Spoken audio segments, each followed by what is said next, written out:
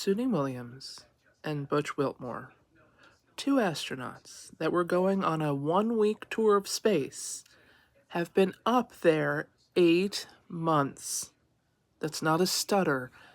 8 months. Now, look, your odds of ever getting to space are kind of minimal. This is a thing hundreds of people train for their entire lives and they never get to go. For the few that get to go, journey of a lifetime. Couldn't be happy. So they're not exactly upset that they're getting, well, I think Russia's guy was up there 2 years, but they're edging on record-breaking numbers. I'm assuming, they probably left out like a week's supply of food for their cats and didn't water their plants before they got on a jet because, they thought they were coming right back. 8 months later, they're still there.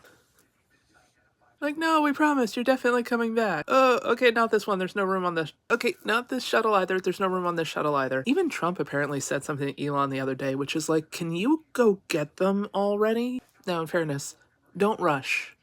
Don't rush bringing me back. With all the problems that Boeing has had, I don't want you rushing anything. I want double, triple checks on every nut, every screw, every bolt.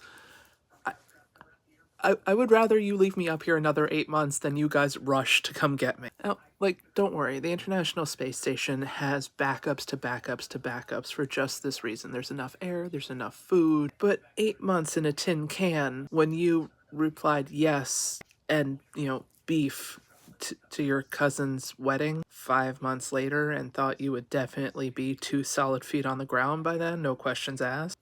But they did get a small touch of freedom yesterday when they went outside the space station to wipe down the windows and do some small repairs. So for the first time in 8 months, they got to leave the tin can to wipe down the outside of the tin can. Ooh, the freedom! I'm just saying. You have the coolest excuse of getting out of a hell of a lot of social obligations to be like, sorry, can't. And when you come back down, you have, no muscle tone. So, would love to, but, Gumby. But 8 months. And I really only bring this story up to remind people they're up there because it keeps falling off everybody's radar. There are two humans who are doing the Gilligan's Island version of space. Space ice cream is delicious, but 8 months later, mama wants a soft serve. I mean, again, as somebody who always wanted to go to space, this has probably got to be the thing of the lifetime for them, but also their landlords are probably getting a little pissy right now. I hope they're still getting their paycheck. How do you deal with this in the yearly review of so how was your performance at work?